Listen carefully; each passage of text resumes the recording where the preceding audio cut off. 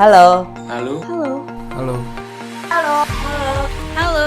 Halo guys. Halo guys, what up? Halo teman-teman. Assalamualaikum warahmatullahi wabarakatuh. Kami dari kelompok 2. Mata kuliah perancangan alat industri. Di sini kami akan menjelaskan Tentang perancangan alat. Heat exchanger. stay tune ya guys. Semoga ilmu ini dapat bermanfaat bagi kita semua. Terima kasih. Wassalamualaikum warahmatullahi wabarakatuh. Langsung.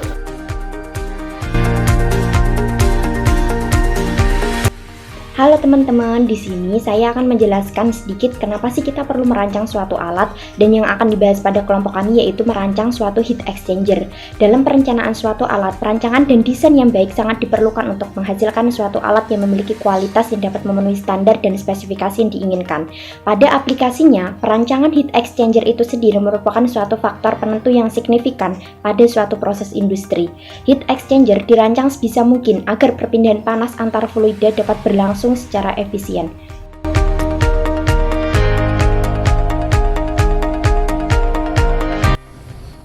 Heat exchanger atau biasa disebut dengan alat penukar panas ialah alat yang berfungsi untuk memindahkan atau mentransfer energi panas dari sistem ke sistem lain tanpa adanya proses perpindahan massa.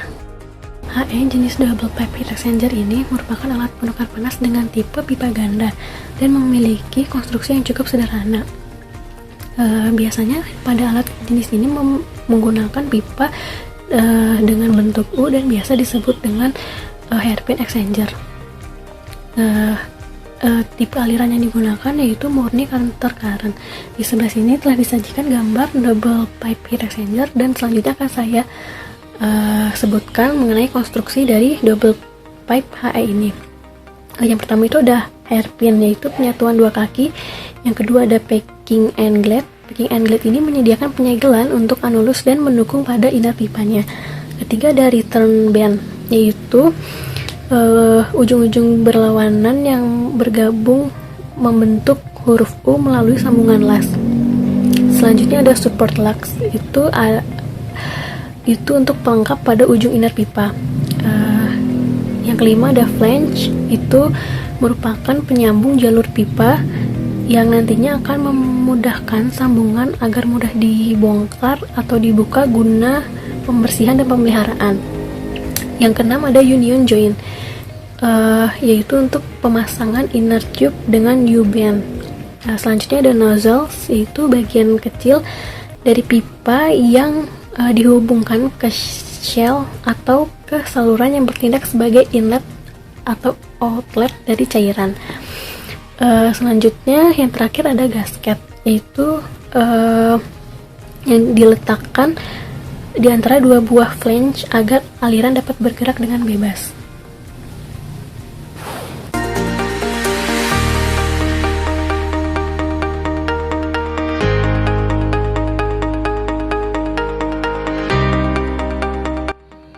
Berdasarkan konstruksinya, alat penukar panas atau heat exchanger dibagi menjadi 4. Yang pertama ada tubular, yang kedua lalu ada plate, yang ketiga extended surface, dan yang terakhir ada regenerator. Oke, pada tubular heat exchanger dibagi kembali menjadi beberapa bagian. Yang pertama ada double pipe exchanger, yang merupakan penukar panas tipe pipa ganda yang berbentuk U, yang cocok pada kapasitas kerja yang cukup kecil dengan tekanan yang cukup tinggi. Lalu yang kedua ada shell and tube heat exchanger, di mana alat ini paling banyak dijumpai pada industri-industri. Lalu yang ketiga ada cold tube heat exchanger, yang cocok digunakan pada fluida yang bersih, bebas dari partikel padat. Lalu yang keempat ada lean coil wound heat exchanger, yang merupakan alat penukar panas dengan range temperatur dan tekanan yang sangat besar dan cocok digunakan pada aliran satu fasa maupun aliran dua fasa. Lalu yang kedua kita akan masuk pada tipe konstruksi plate heat exchanger, di mana pada plate heat exchanger ini dibagi menjadi 3. Yang pertama ada plate and frame heat exchanger, yang digunakan sebagai alternatif dari shell and tube untuk penurunan panas cair-cair dengan tekanan rendah hingga menengah. Lalu yang kedua ada spiral plate heat exchanger, yang digunakan sebagai alternatif shell and tube ketika fluida kerja yang digunakan itu mengandung partikel padat berupa slurry maupun suspensi. Lalu yang terakhir ada plate or panel coil heat exchanger yang memberikan hasil yang optimum pada proses pemanasan maupun pendinginan dari segi kontrol, efisiensi, dan kualitas produk. Lalu selanjutnya kita akan masuk pada jenis ketiga dari heat exchanger berdasarkan konstruksinya, yaitu extended surface exchanger, di mana pada pertukaran panas dengan gas atau beberapa jenis cairan, ketika koefisien perpindahan panasnya sangat kecil, maka dibutuhkan luas permukaan kerja yang besar untuk meningkatkan laju perpindahan panasnya. Nah, penambahan luas permukaan tersebut dapat dilakukan dengan menambahkan sirip pada permukaan yang bisa dilihat pada gambar, yaitu ada tube fin heat exchanger dan plate fin heat exchanger. Lalu yang terakhir ada regenerator atau regenerative heat exchanger, yang merupakan regenerator yang bisa dibagi menjadi dua tipe, yaitu fixed matrix dan rotary regenerator, di mana alat penukar panas jenis ini umumnya diaplikasikan pada turbin gas suatu industri pembangkit listrik. Nah teman-teman, selanjutnya ada klasifikasi heat exchanger berdasarkan pass arrangement. Di sini terbagi menjadi dua, yaitu single pass dan multi pass. Apa sih perbedaan single pass dan multi pass? Mari kita simak. Pada single pass, aliran fluida yang melewati rangkaian alat penukar panas hanya sekali saja. Bisa kita lihat pada layar, fluida masuk melewati input, lalu melewati bagian penukar panas, dan langsung keluar melewati output. Nah, berbeda dengan single pass, tipe multipass dengan fluida yang telah melewati alat penukar panas, kemudian diputar kembali selama 2 kali atau lebih. Multipass exchanger menjadi alternatif ketika memerlukan desain lintasan fluida yang panjang, maupun efektivitas perpindahan panas yang rendah. Maka, dipergunakanlah heat exchanger tipe multipass. Atau bisa juga dengan menggunakan beberapa heat exchanger tipe single pass yang disusun secara seri.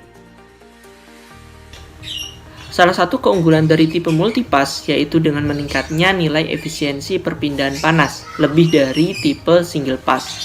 Namun, kerugiannya yaitu meningkatnya nilai pressure drop. Mungkin itu yang dapat saya sampaikan. Untuk penjelasan selanjutnya, jangan di-pause dulu ya. Terima kasih. Ini saya akan menjelaskan klasifikasi heat exchanger berdasarkan fasa fluidanya. Nah, berdasarkan fasa fluidanya itu dibagi menjadi 3. Yang pertama itu gas cair, yang kedua cair, yang ketiga gas-gas. Nah, pertama saya akan menjelaskan gas cair. Nah, gas cair ini biasanya berbentuk turbin seperti gambar di samping. Nah, biasanya untuk fluida cair itu dialirkan menggunakan pompa ke dalam pipa dan gasnya itu dialirkan secara closed flow terhadap pipa. Nah, pada gambar di samping itu tambahkan sirip untuk memperluas kontak perpindahan panasnya. Yang kedua saya akan menjelaskan heat exchanger berdasar cair-cair. Nah, heat exchanger cair-cair ini biasanya digunakan di industri-industri, lebih banyak digunakan di industri-industri. Nah, contohnya itu shell and tube seperti gambar di samping. Nah, prinsip kerja dari cair-cair ini, dia itu menggunakan konveksi paksa, yaitu mengalirkan suatu fluida dengan menggunakan bantuan alat, seperti contohnya alat tersebut heat exchanger ini cair-cair. Nah, yang ketiga itu heat exchanger gas-gas. Nah, heat exchanger gas-gas ini seperti gambar di samping ini ya. Nah, bentuknya itu lebih besar dari cair-cair karena koefisien perpindahan panasnya itu kecil, sehingga dibuat ukuran lebih besar untuk mempermudah atau memperluas perpindahan panasnya. Nah, prinsip dari suatu gas-gas ini atau exchanger gas-gas ini biasanya dia itu mengkompresi gas tersebut agar tekanannya itu lebih besar dari gas yang lainnya, sehingga terjadi perpindahan panas pada heat exchanger tersebut. Klasifikasi heat exchanger selanjutnya adalah berdasarkan surface compactness. Nah, pada parameter klasifikasi ini adalah sebuah satuan besaran luas permukaan bidang yang terjadi di setiap volume heat exchanger. Semakin besar luas permukaan bidang kontak per volume, maka akan semakin besar pula efisiensi pada perpindahan panasnya. Tetapi kita juga harus melihat jenis fluida kerja yang digunakan. Semakin besar partikel pada fluida, maka akan semakin rendah kebutuhan luas permukaan bidang kontak perpindahan panas. Nah, berdasarkan dari pemaparan tadi, maka ada 3 jenis. Yang pertama ada compact heat exchanger dengan luas permukaan 700 meter kubik per meter kubik. Yang kedua ada laminar flow heat exchanger dengan luas permukaan 3000 meter kubik per meter kubik. Dan yang terakhir ada micro heat exchanger dengan luas permukaan 15.000 meter kubik per meter kubik. Tahukah kalian tentang klasifikasi HE? Nah, di sini saya akan coba menjelaskan tentang klasifikasi HE atau heat exchanger berdasarkan mekanisme perpindahan panasnya. Klasifikasi berdasarkan mekanisme perpindahan panas pada HE yaitu yang pertama ada konveksi satu fasa, yang kedua konveksi dua fasa, dan yang terakhir perpaduan konveksi dan radiasi. Berdasarkan perubahan fasa yang terjadi pada mekanisme tersebut, heat exchanger dapat diklasifikasikan menjadi 2 jenis, yaitu kondensor dan evaporator. Nah, yang pertama saya akan bahas adalah tentang kondensor. Kondensor biasa digunakan untuk mendinginkan uap atau campuran uap, sehingga berubah fasa menjadi cairan. Media pendingin yang dipakai pada alat ini biasanya berupa air dan udara. Misalnya pada pembangkit listrik tenaga uap yang mempergunakan condensing turbine.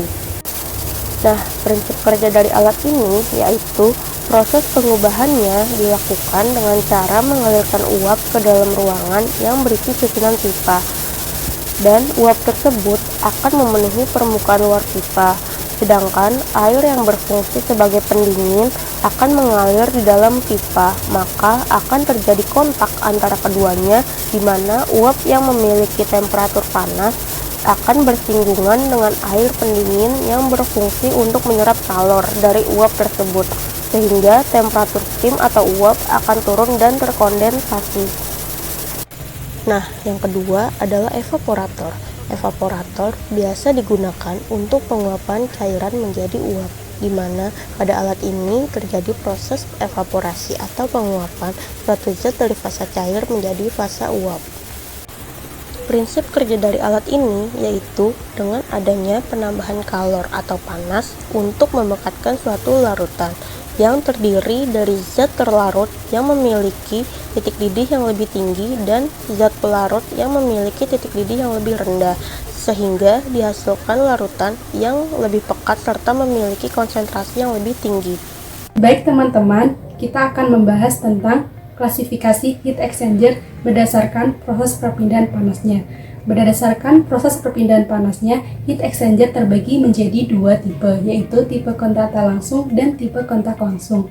Untuk tipe kontak tak langsung biasanya ditandai dengan dinding pemisah antara fluida kerja dengan fluida pemanas atau pendinginnya.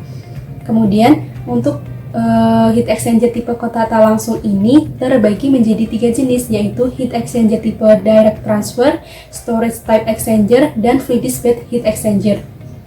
Untuk tipe yang pertama yaitu heat exchanger tipe direct transfer yang bisa kita lihat pada gambar di samping. Pada alat penukar panas tipe ini, fluida kerja mengalir secara terus-menerus melewati dinding pemisahnya. Yang membedakan heat exchanger tipe ini dengan tipe kontak tak langsung lainnya adalah di mana aliran fluida kerjanya mengalir secara kontinu dan tak terhenti sama sekali. Heat exchanger tipe ini sering disebut dengan heat exchanger recuperator.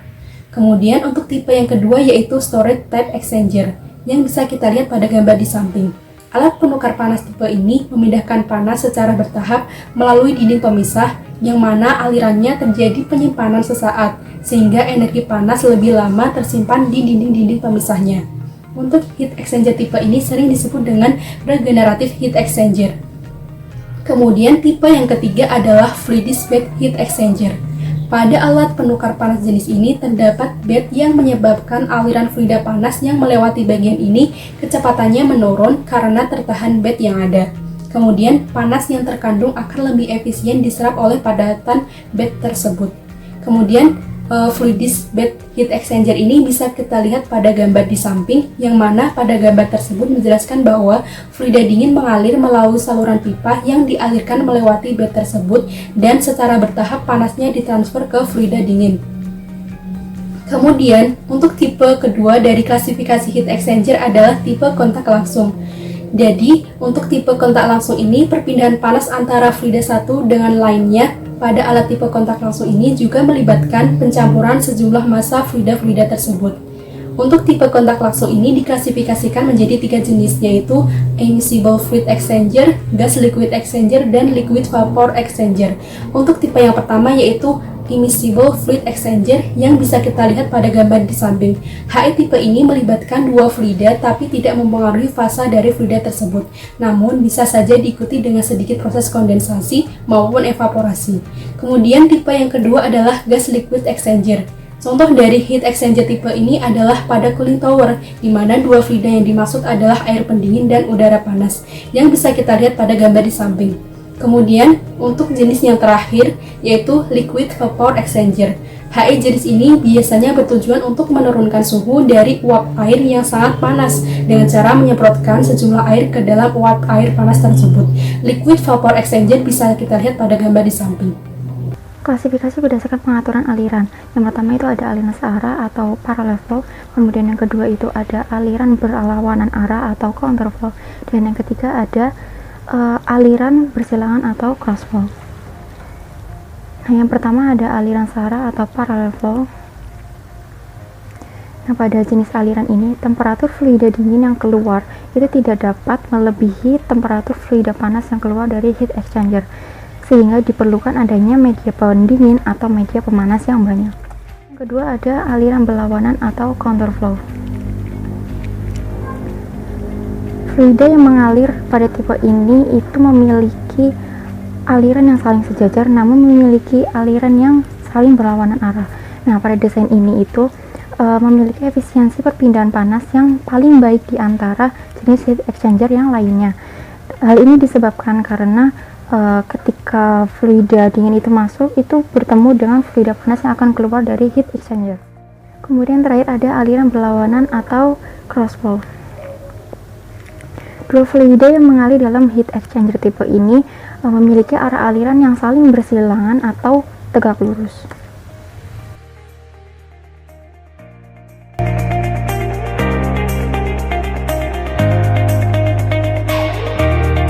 Teman-teman, di sini saya akan menjelaskan tentang pola aliran perpindahan panas, yang biasanya terdapat dua buah aliran fluida panas yang masuk ke heat exchanger, di mana berpindah panas dari aliran fluida bertemperatur yang lebih tinggi ke temperatur yang lebih rendah.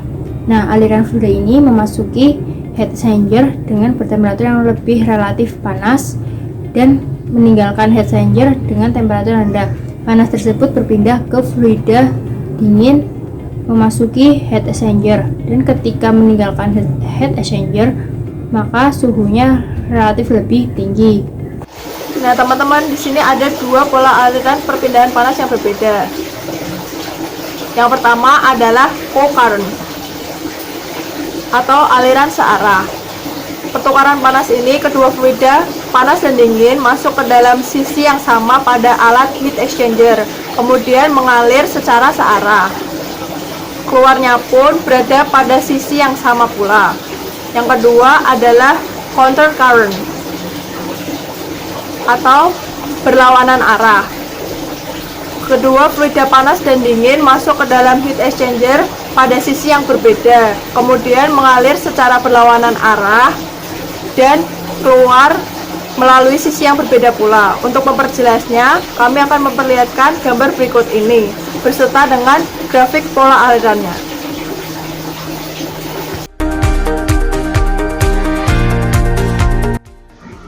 Oke.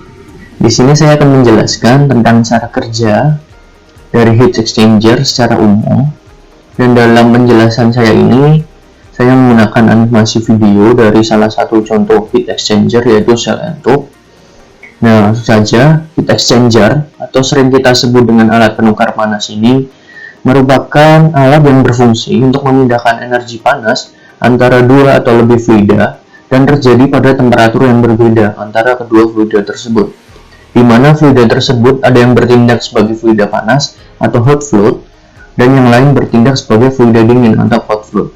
Nah, dalam animasi ini nantinya ada dua jenis fluida, yaitu hot fluid, kemudian ada cold fluid, yang dimana hot fluid ini diisikan dari tube nozzle menuju pipa-pipa ini hingga keluar lagi ke tube nozzle.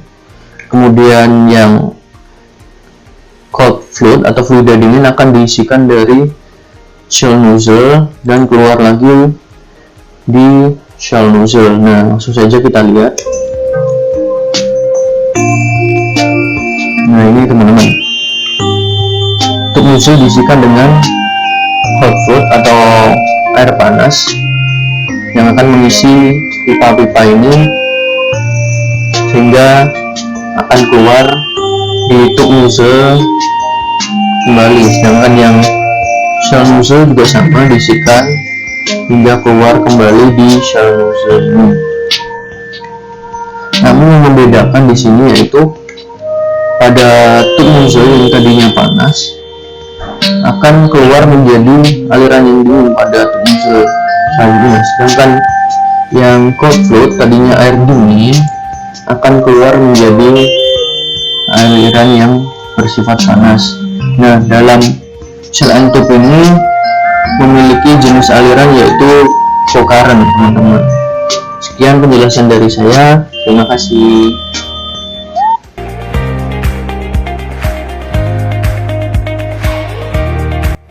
Pada kesempatan kali ini saya akan menjelaskan tentang proses pembuatan etanol dengan menggunakan alat heat exchanger. Kenapa alat heat exchanger ini digunakan dalam proses pembuatan etanol? Itu dapat dilakukan karena heat exchanger ini digunakan sebagai pendinginan mash, fermenter, dan yeast propagator cooling. Nah, pada proses ini heat exchanger yang paling tepat digunakan adalah tipe plate. Berikut ini adalah contoh gambarnya. Nah, metode yang diterapkan pada proses ini adalah metode pinch, di mana metode ini digunakan untuk meminimalisasi konsumsi energi untuk proses kimia. Nah, dengan menghitung besaran termodinamika dari kemungkinan target energi yang dicapai dengan mengoptimasi sistem dari heat recovery, operasi metode, dan kondisi proses.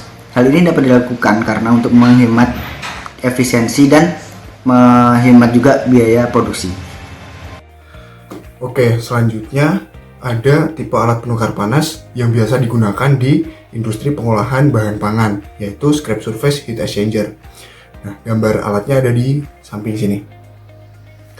Alat ini mampu mengolah bahan dengan viskositas yang relatif lebih tinggi. Alat ini terdiri atas jaket silinder dengan tabung silinder yang dilengkapi dengan blade atau bilah pisau yang ada di tengahnya.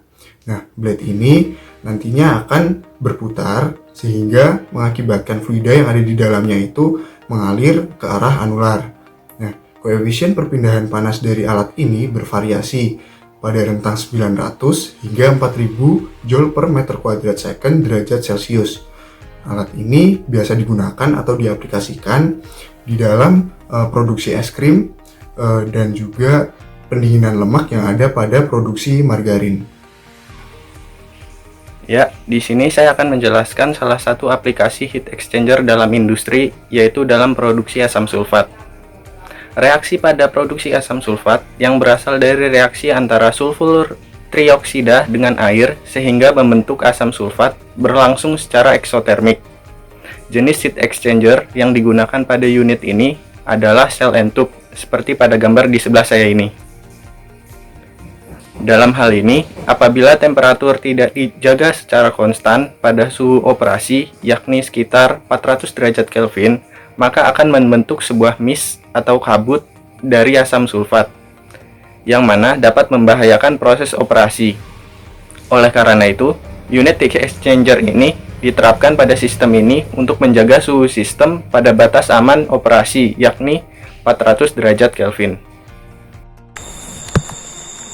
Pada industri pengolahan LNG, alat penukar panas diaplikasikan sebagai proses pre-cool dari gas alam yang akan diproses. Setelah melewati unit operasi pemisahan atau purifikasi, gas alam akan didinginkan hingga mencapai suhu negatif 35 derajat Celcius menggunakan fluida dingin propan. Setelah itu gas yang sudah dingin lalu akan masuk ke proses likuifaksi dengan cara didinginkan hingga mencapai temperatur negatif 150 derajat Celcius hingga negatif 162 derajat Celcius menggunakan campuran refrigeran.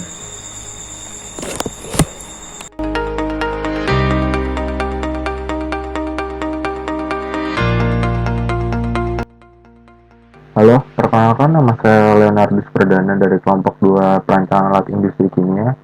Di sini saya akan menjelaskan tentang perancangan alat heat exchanger, di mana pada kesempatan kali ini saya akan menjelaskan tentang algoritma desain heat exchanger, studi kasus heat exchanger, dan beberapa langkah awal dalam menghitung perancangan alat heat exchanger. Nah, maka dari itu kita mulai dari algoritma desain dari heat exchanger. Nah, di sini sudah dilihat bahwa ada flowchart atau diagram alir dari proses algoritma perancangan dari heat exchanger itu sendiri. Nah, dimulai dari identifikasi masalah, selanjutnya adalah membuat neraca massa dan energi, menentukan aliran dan kondisi, mengumpulkan data kimia, mengasumsikan nilai U total yang mungkin dihasilkan, menentukan delta T LMTD, menentukan luas permukaan alat, dan lain sebagainya. Nah, pada algoritma desain heat exchanger ini sendiri, sebenarnya tidak harus sesuai, tetapi algoritma ini hanya sebagai referensi atau acuan untuk realnya menyesuaikan dengan kondisi operasi masing-masing pada heat exchanger itu tersebut. Nah, di sini kita langsung ke studi kasus perpindahan panas pada heat exchanger, di mana ada kondisi operasi apa sih yang menentukan dalam perancangan heat exchanger itu sendiri. Nah, sebelumnya kita baca dulu kasus perpindahan panasnya.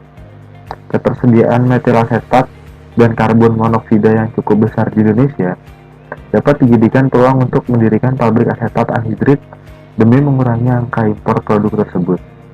Karena di Indonesia, kebutuhan asetat anhidrit cukup besar. Pada proses produksinya, terdapat pemanasan fresh feed berupa metil asetat dari temperatur 30 derajat Celcius menjadi 130 derajat Celcius dengan media pemanas berupa steam bertemperatur 150 derajat Celcius dan tekan mesin sebesar 469,6 kPa. Maka dari itu, dibutuhkan sebuah heater untuk mendapatkan kondisi tersebut. Desain daripada HAE tersebut akan dijelaskan pada subbab berikutnya, dan diketahui nilai Q atau beban panas pada heater sebesar 569.193,427 kJ per hour.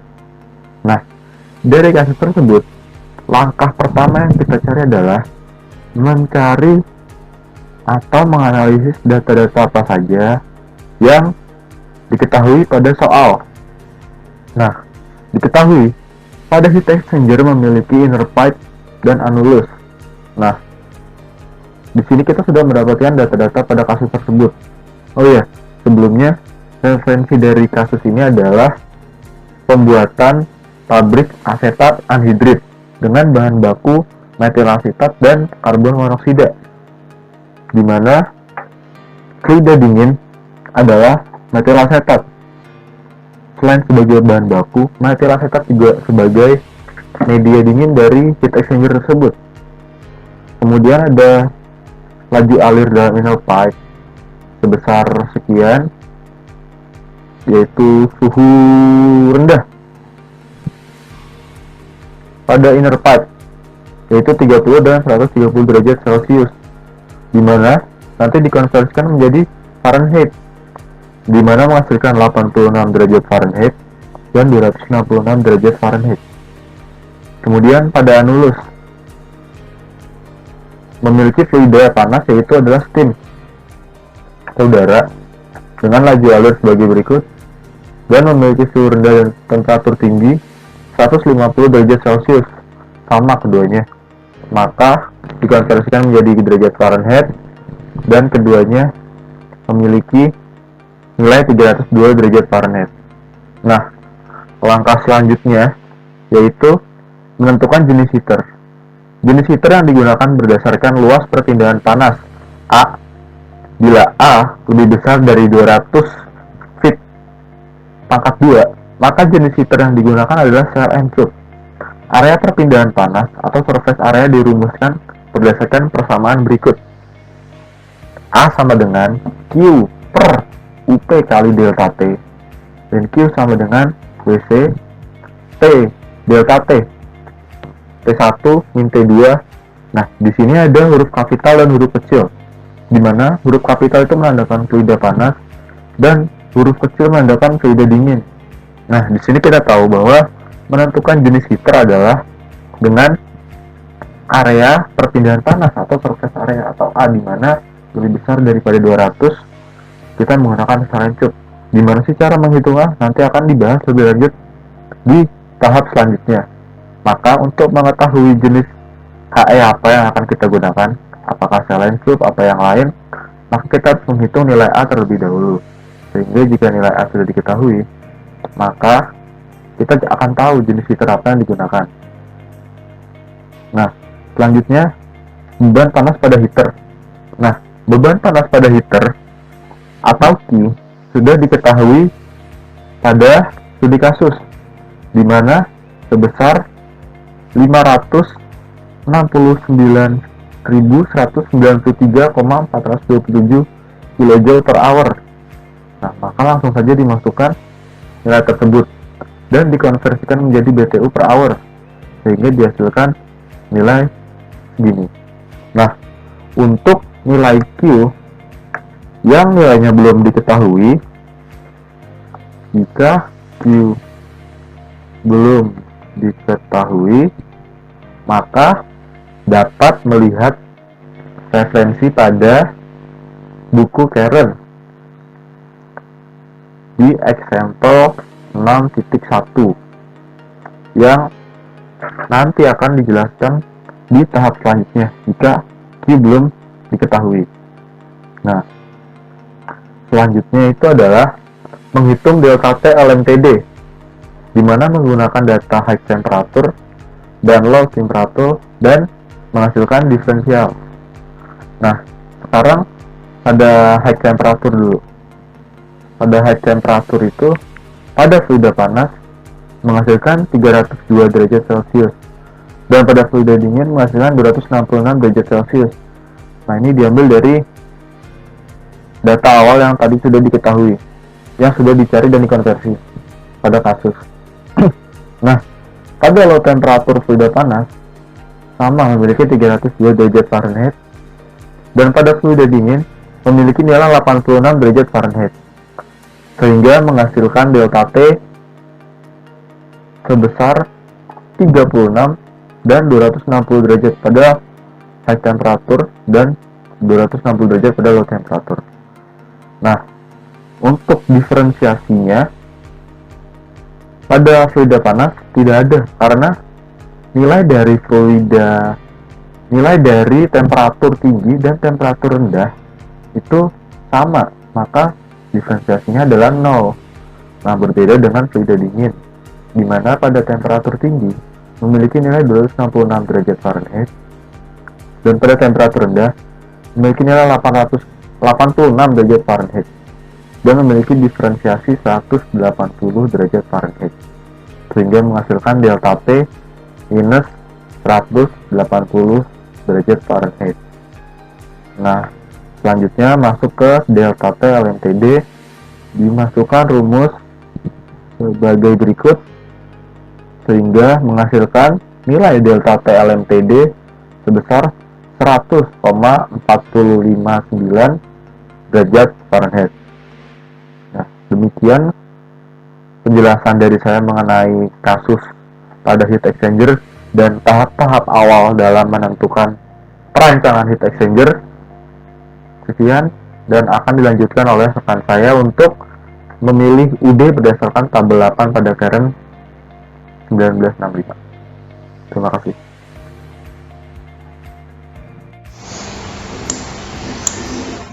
Selanjutnya, saya akan menjelaskan beban panas heater.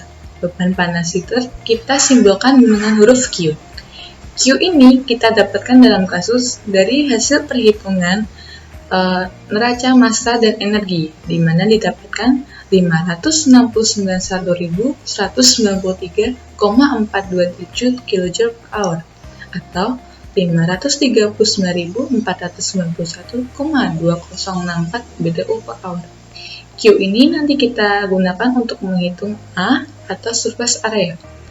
Nah, setelah itu dalam surface area kita juga harus membutuhkan delta T, di mana kita akan menghitung delta T atau delta T LMD dt. Nah, sebelumnya kita sudah ketahui kalau sudah diketahui fluida panas dan fluida dingin.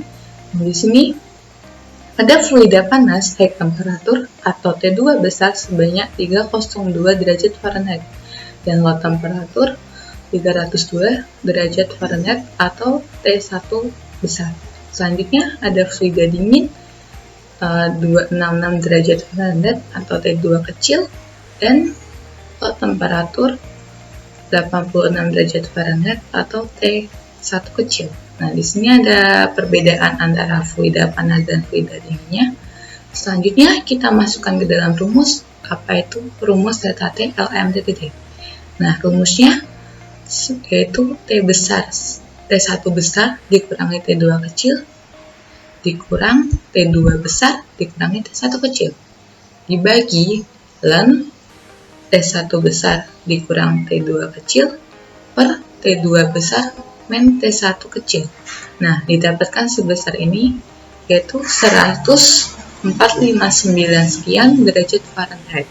Nah, selanjutnya kita dapat menghitung surface area atau A.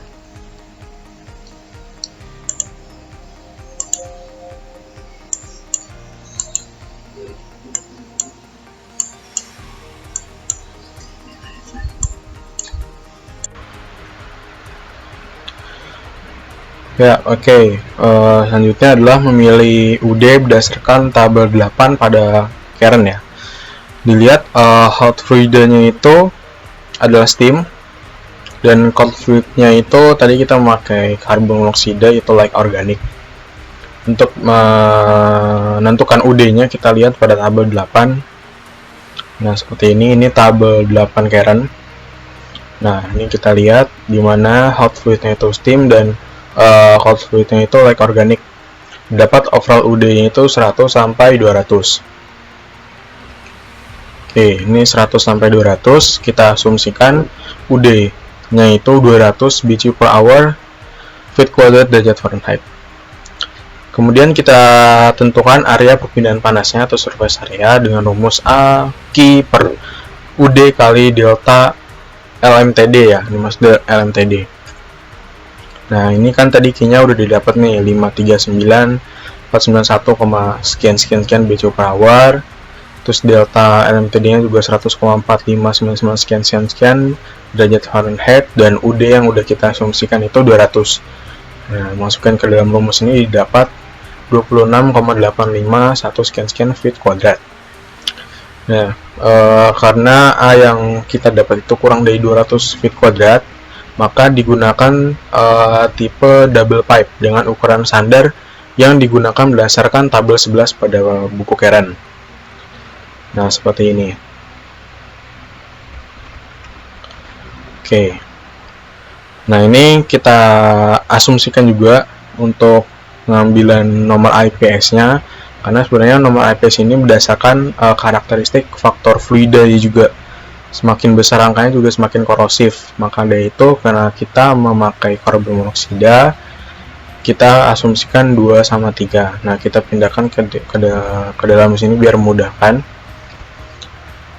Annulus dan inner pipe-nya masing-masing IPS-nya itu 3 dan 2, schedule-nya 40, out diameter 3,5 dengan 2,38, in diameternya itu 3,068 dengan 2,07, A-nya itu 0,917 dengan 0,622. Oke, selanjutnya adalah menghitung RD atau deflector yang dibutuhkan dengan rumus seperti ini.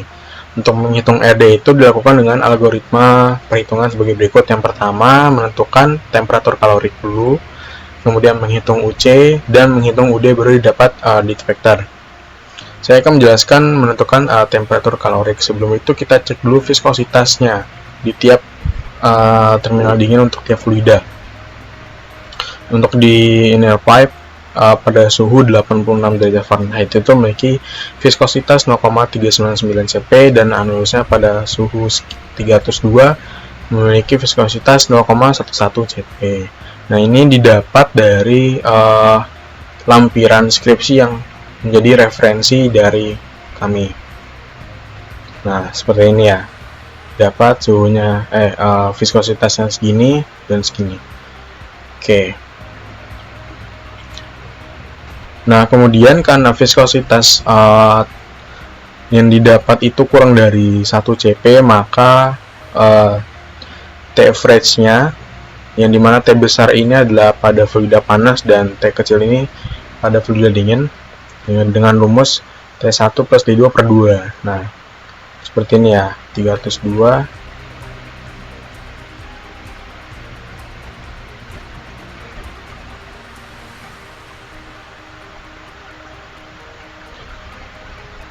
Nah, ini pada fluida panas ya, 302 ditambah dengan 302 nanti dibagi 2. Hasilnya juga 302, dan juga sama di fluida dinginnya. Ya. Ini 86 nanti dijumlahkan dengan 266 nanti dibagi dengan 2 dengan hasilnya nanti 176.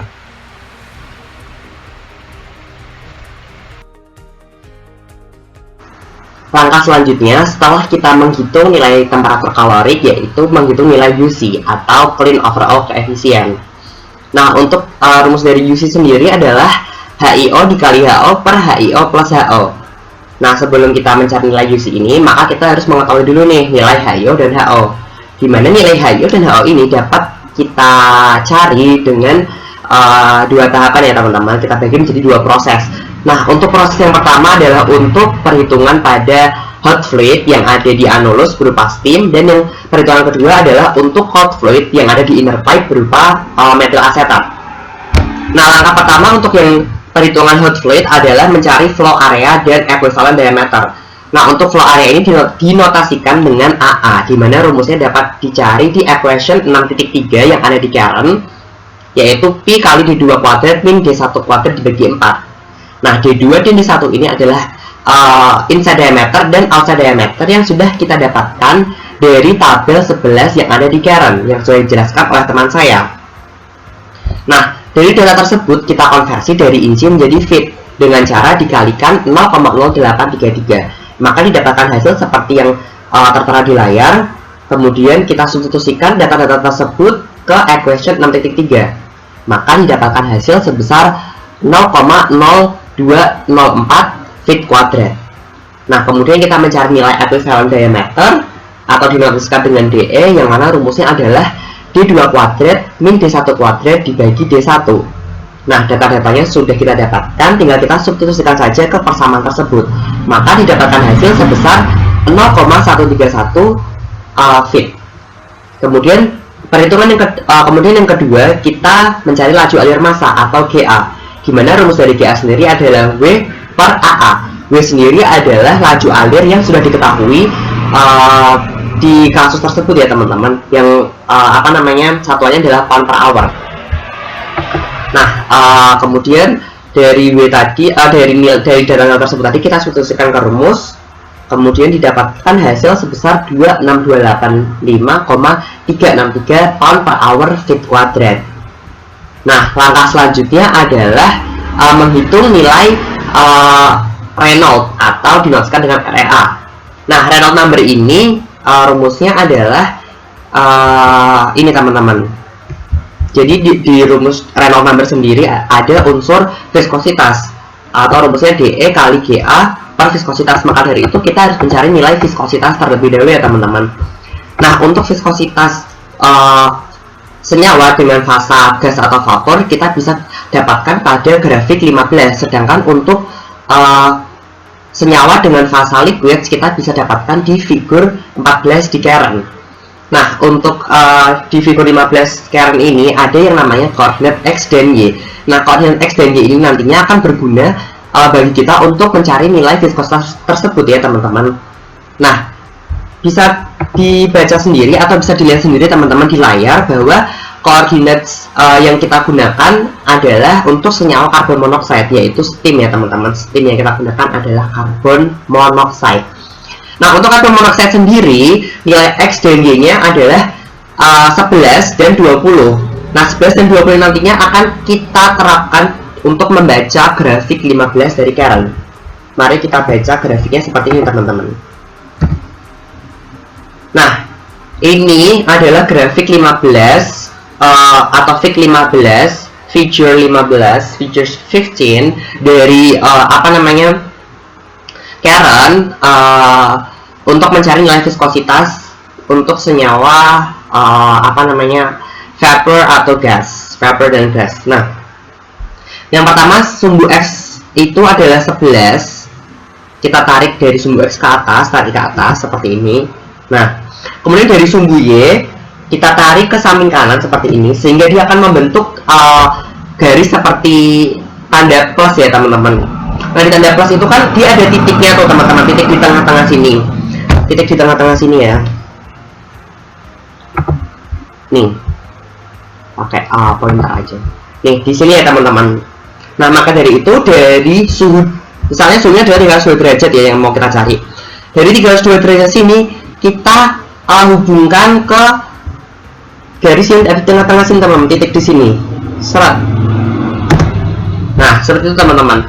Maka akan didapatkan hasil 0,023 centipoise. Nah, itu adalah nilai viskositas pada suhu 302 derajat Fahrenheit untuk senyawa karbon monoksida ya teman-teman.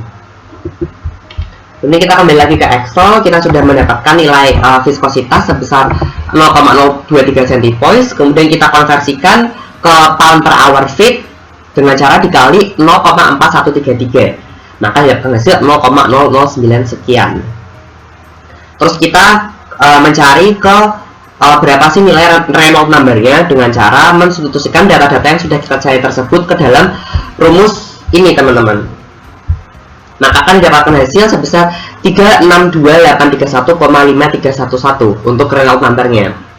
Nah, Reynolds number ini nantinya berfungsi atau berguna untuk mencari nilai JH, yang mana nilai JH sendiri akan kita dapatkan di figur 24. Nah, ini figur 24 teman-teman. Ini tadi sudah. Nah, kita ke figur 24 ya. Di figur 24 ini tadi Reynolds number sudah kita cari sebesar 362.831,5311 atau setara dengan 10 pangkat 5 ya teman-teman. Nah, untuk nilai Reynolds number-nya sendiri ada di sumbu X ya, di bawah sini teman-teman. Nah, maka untuk 10 pangkat 5 maka ada di sini ya teman-teman. Karena dia di awal dengan angka 3, maka dia ada di sini atau di tengah-tengah antara 3 dan 4 ya. Dan kita tarik garis ke atas sampai dia menyentuh garis yang miring ini teman-teman. Ini namanya garis heating and cooling. Dari sini kita dari sini kemudian kita tarik ke kiri untuk mendapatkan nilai JH yang ada di sumbu Y seperti ini teman-teman. Nah, dapatlah nilai JH sebesar 680. Nah, sebenarnya untuk membaca grafik ini karena grafiknya lumayan rumit, maksudnya adalah garisnya sangatlah berdekatan, maka ini tergantung dari pembacaan mata orang masing-masing ya. Tinggal kalian teliti-telitinya aja dalam membaca sebuah grafik agar hasil yang didapatkan lebih akurat. Oke, kemudian kita kembali lagi ke Excel ya. Didapatkan nilai JH sebesar 680. Nah, langkah selanjutnya adalah kita menghitung berapa sih nilai K dan nilai CP atau konduktivitas thermal jika suhu average-nya 302 derajat Fahrenheit atau yang sudah dicari di temperatur kalorik tadi ya teman-teman. Untuk TAV sama dengan 302 derajat Fahrenheit, berapa sih nilai K-nya? Nah, untuk nilai K sendiri ini kita dapatkan dari tabel 5 Karen teman-teman. Bisa dilihat di sini tabel 5 Karen-nya. Nah, di sini karena itu karbon monoksida, maka kita cari yang karbon monoksida. Nah, kemudian kita dapatkan K sama dengan 0,0135 sesuai dengan suhunya teman-teman. Nah, kalau misalkan suhunya itu tidak ada di sini, kita bisa melakukan dengan cara interpolasi atau interpolasi yang nantinya bisa kita kita dapatkan suhu yang sesuai. Nah, setelah kita mendapatkan nilai K ini teman-teman, kita akan mencari nilai CP. Nah, untuk nilai CP atau nilai konduktivitas specific heat, maksudnya untuk nilai specific heat yang bersatuan BTU per pound degree Fahrenheit, ini kita bisa cari berdasarkan senyawa apa yang kita gunakan. Nah, senyawa yang kita gunakan adalah karbon monoksida. Karbon monoksida ini ditandai dengan nomor 25 teman-teman. Nah, nomor 25 ini aja ya teman-teman. Nah, cara membaca figure 3 untuk mencari nilai specific heat atau CP. Nah, untuk mencari nilai CP ini pada suhu 32 derajat, senyawa karbon monoksida itu berada di nomor 25. Karena ini ternyata ketutupan saya, jadinya saya pindahkan ke sini ya teman-teman. Nah, kayak gini teman-teman, kelihatan kan? Nah, untuk nomor 25 adalah senyawa karbon monoksida ya teman-teman. Kita tinggal tarik garis saja dari suhu yang diketahui, yaitu 32 derajat Fahrenheit, melewati nomor 25 menuju ke data di sumbu Y yang di sebelah kanan, yaitu adalah nilai dari C sendiri. Seperti ini teman-teman. Nah, kemudian kita dapatkan nilai specific heat-nya adalah 0,26 BTU per pound degree Fahrenheit. Nah, kemudian kita kembali lagi ke Excel ya teman-teman. Nah, setelah kita mengetahui nilai C dan nilai K tersebut, kita gunakan untuk menghitung nilai HO. Nah, ternyata di nilai HO tersebut ada unsur atau elemen yang persamaannya itu adalah C dikali mu per K pangkat 1/3. Nah, ini akan lebih memudahkan perhitungan apabila kita hitung elemen ini terlebih dahulu ya teman-teman. Kita bisa masukkan data-data tadi, data-data yang sudah kita dapatkan, yaitu ada CP, viskositas, dan nilai K yang ada. Kemudian kita substitusikan ke rumus tersebut, rumus ini. Kemudian akan didapatkan hasil sebesar 0,567 sekian. Nah, kemudian nilai nantinya akan berfungsi atau bermanfaat sekali untuk menghitung nilai HO, untuk mempermudah kalian. Nah, untuk mencari nilai HO, rumusnya adalah HO per var pi A dikali var pi A. Nah, sebelum kita masuk ke persamaan tersebut, kita harus menghitung nilai HO per var pi A tersebut. HO per var pi A terlebih dahulu. Nah, untuk rumusnya adalah JH dikali K per DE dikali C kali mu per K pangkat 1/3. Ini teman-teman. Nah, karena data-data untuk persamaan tersebut sudah diketahui semua, kita tinggal memasukkan atau mensubstitusikan saja datanya ke persamaannya. Maka didapatkan hasil sebesar 39,720 BTU per hour feet quadrat degrees Fahrenheit. Nah, langkah selanjutnya kita mencari nilai var pi A, di mana var pi A ini rumusnya adalah mu per mu W pangkat 0,14, di mana mu adalah viskositas dan mu adalah viskositas yang diketahui di konduktivitas termal, di perhitungan yang ada pada temperatur kalorik tadi teman-teman. Nah, maka kita tinggal substitusikan saja data tersebut ke dalam persamaan ini, maka didapatlah hasil sebesar 0,803. Nah, kemudian kita bisa mencari nilai HO teman-teman, yaitu HO sama dengan HO per var pi A dikali var pi A, dan didapatlah nilai HO sebesar 31,905. Nah, mungkin untuk proses perhitungan pada hot fluid seperti ini, kemudian akan kita lanjutkan untuk perhitungan pada cold fluid yang berupa metil asetat. Nah, kemudian langkah selanjutnya setelah kita mengetahui atau berhasil mendapatkan data-data dari hot fluid, kita mencari data-data yang ada pada cold fluid yang ada di inner pipe berupa metil asetat. Untuk langkah-langkahnya sama seperti yang ada pada hot fluid, tetapi di sini ada beberapa tambahan perhitungan. Nanti kita bisa lihat sendiri ya teman-teman. Nah, yang pertama sama menghitung flow area yang dinotasikan dengan AP, di mana AP ini rumusnya adalah Pi kali D kuadrat dibagi 4. Nah, untuk D sendiri sudah kita ketahui datanya dari tabel 11 yang ada di Karen. Kemudian kita substitusikan ke persamaan AP dan didapatkan hasil sebesar 0,02329 feet kuadrat. Kemudian yang kedua, kita mencari laju alir massa atau dinotasikan dengan GP, yang mana rumusnya adalah W per AP. W di sini adalah laju alir yang sudah diketahui pada cold fluid yang datanya terdapat pada perhitungan awal atau desain data. Kemudian kita substitusikan datanya dan didapatkan hasil sebesar 214089 pound per hour feet kuadrat. Kemudian kita mencari nilai Reynolds number atau RFT pada suhu rata-rata sebesar 176 derajat Fahrenheit.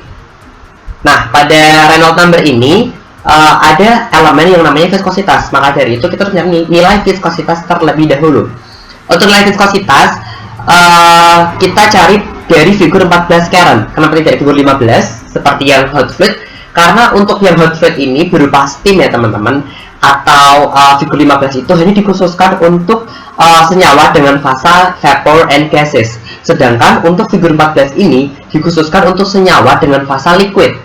Karena cold fluid kita berupa metil asetat yang fasanya liquid, maka kita menggunakan figur 14. Untuk koordinat extendinya bisa dilihat di layar teman-teman. Dan untuk pembacaan figur 14-nya sama seperti pembacaan pada hot fluid. Untuk mempersingkat waktu, langsung saja kita ke hasilnya teman-teman. Yaitu hasilnya adalah 356833. Nah, dari Reynolds number ini nanti kemudian kita gunakan untuk mencari nilai JH pada figur 24. Pembacaannya sama seperti hot fluid ya teman-teman, dan didapatkan JH sebesar 650. Kemudian pada suhu average sebesar 176 derajat Fahrenheit berapa sih nilai K dan CP nya? Untuk cara perhitungannya sama seperti hot fluid ya teman-teman. Tabel K ini didapatkan dari tabel 4 yaitu 0,1761 dan CP didapatkan dari figur 2 Karen dengan memplotkan senyawa nomor senyawanya, yaitu didapatkan 0,57 BTU per pound per degree Fahrenheit. Kemudian kita turun ke bawah, kemudian kita hitung nilai C kali mu per K pangkat 1/3 dan didapatkan hasil 0,93186. Kemudian kita cari nilai HI per var pipe nya teman-teman. Ini di sini agak berbeda ya nantinya. Untuk nilai HI dan var pipe ini kita bisa cari dengan rumus JH kali K per D kali C kali mu per K pangkat 1/3, yang mana kita tinggal mensubstitusikan saja data-datanya ke persamaan dan didapatkan hasil 619,249 BTU per hour feet kuadrat degrees Fahrenheit. Kemudian kita hitung nilai HIO per var pipe nya, yaitu rumusnya HI per var pipe yang sudah kita cari dikali ID per OD yang ada pada tabel 11 Karen. Kemudian didapatkan hasil 537,81 BTU per hour feet kuadrat degree Fahrenheit.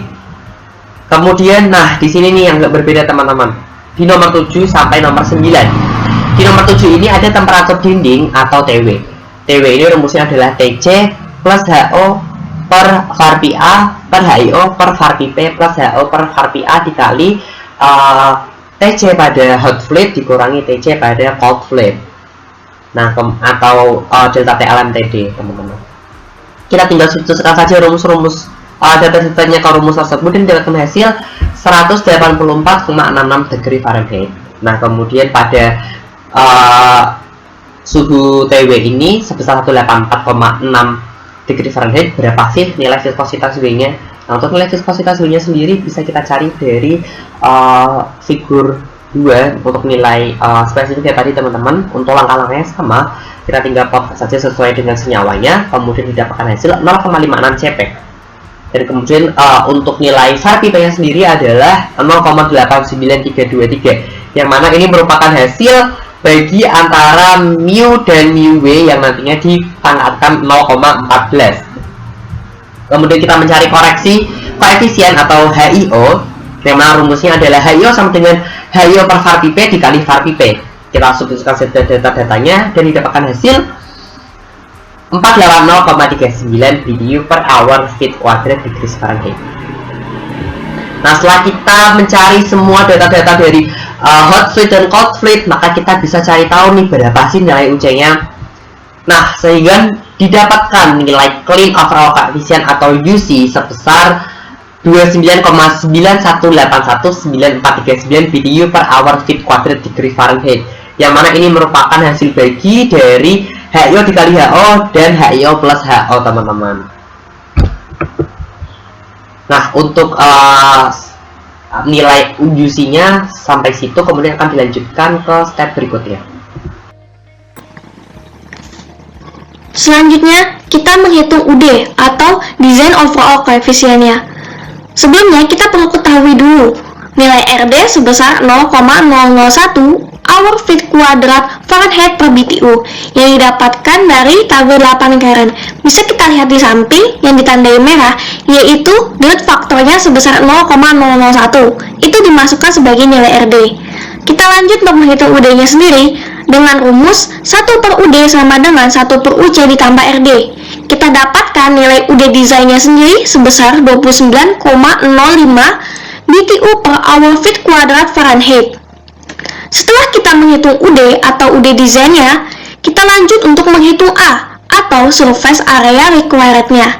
Rumus A sendiri yaitu Q per UD dikali delta T, dengan Q yaitu beban panasnya dengan nilai 539.491,206 BTU per hour, lalu UD desainnya sebesar 29,05 BTU per hour feet kuadrat Fahrenheit, dan untuk delta T-nya atau delta panas LMTD-nya sebesar 100,4599 Fahrenheit-nya.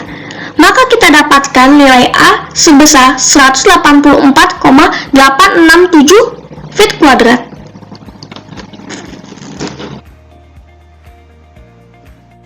Halo, kita lanjutin belajarnya yuk. Setelah dari menghitung luas permukaan perpindahan yang tersedia sebenarnya, kita akan melanjutin di menghitung actual design overall coefficient atau disebut dengan UD aktual.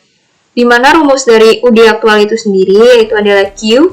Q adalah beban panas heater dibagi dengan A itu adalah luas permukaan perpindahan yang tersedia sebenarnya dikali delta T alam TD.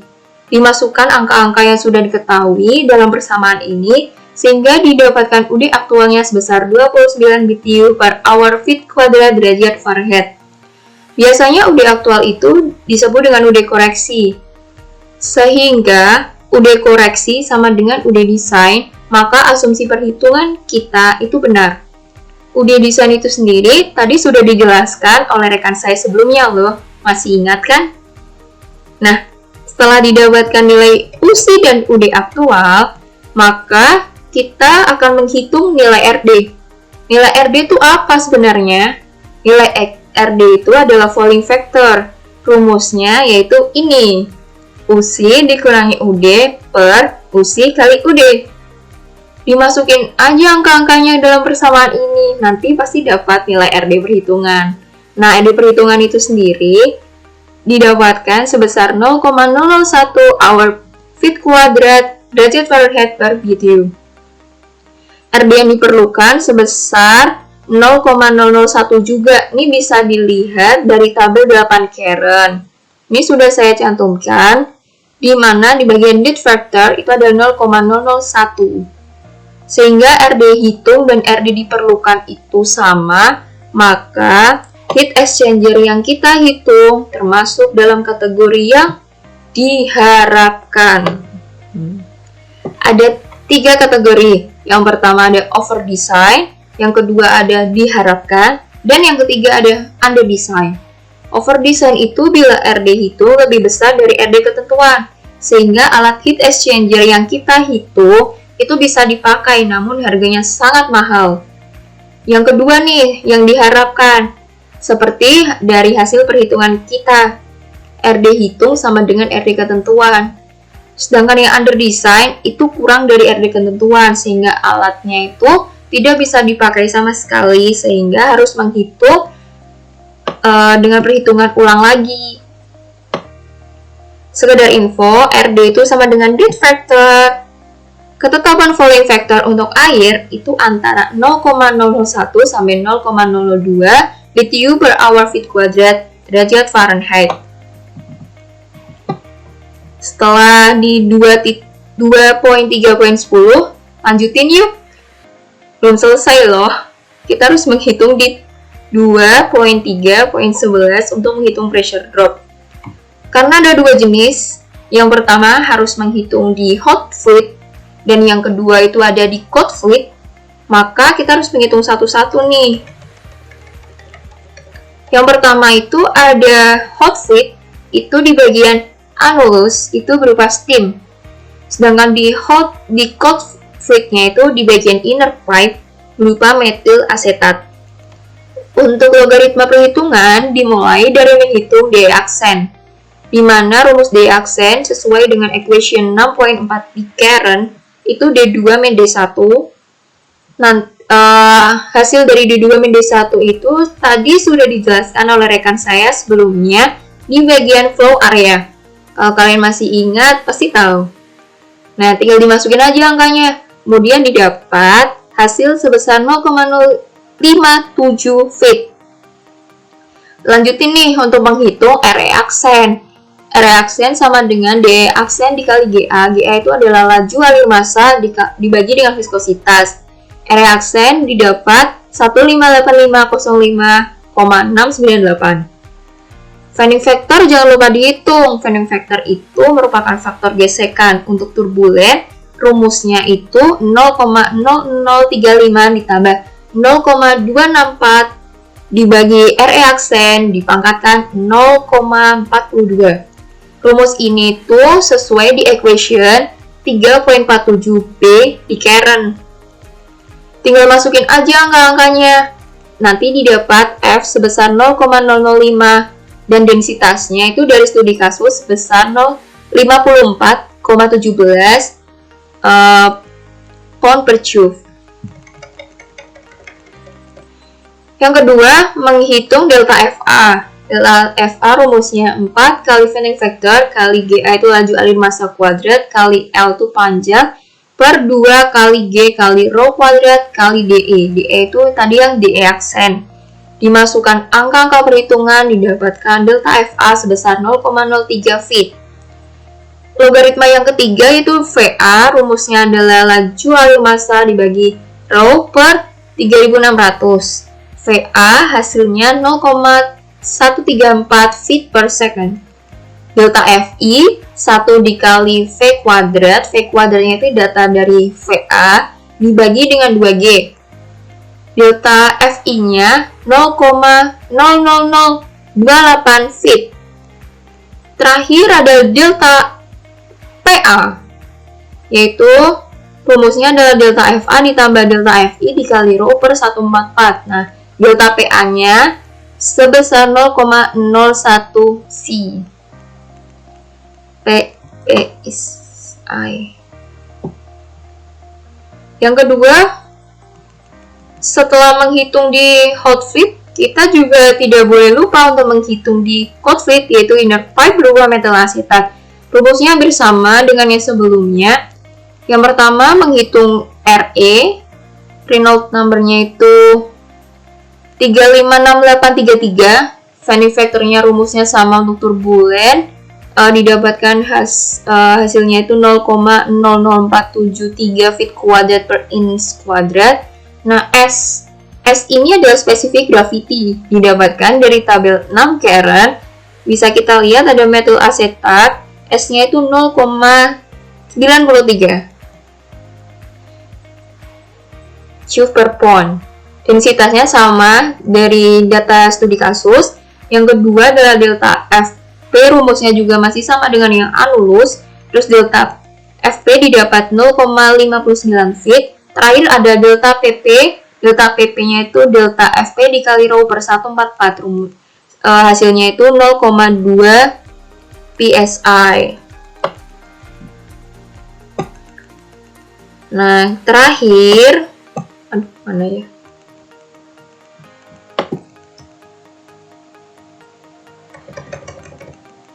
Terakhir, di annulus sama di inner pipe itu semuanya sudah memenuhi karena delta PA kurang dari 2 karena termasuk aliran gas atau uap, karena tadi di annulus itu berupa steam, sedangkan yang ada di inner pipe itu delta PP-nya kurang dari 10 psi, itu untuk aliran liquid karena berupa metil asetat.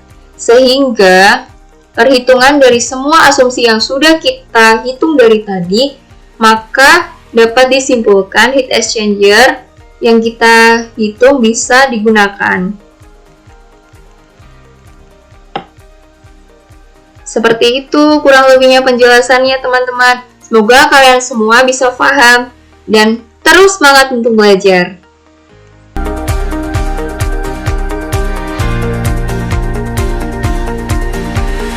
Kesimpulan yang didapatkan dari perhitungan heat exchanger pada kelompok 2 ini yaitu kita dapat mengetahui spesifikasi heat exchanger yang digunakan, dan spesifikasinya dapat dilihat pada tabel berikut, dan juga kita dapat mengetahui bahan konstruksi yang digunakan untuk membuat heat exchanger ini, yaitu kita menggunakan bahan konstruksinya stainless steel IC tipe 316.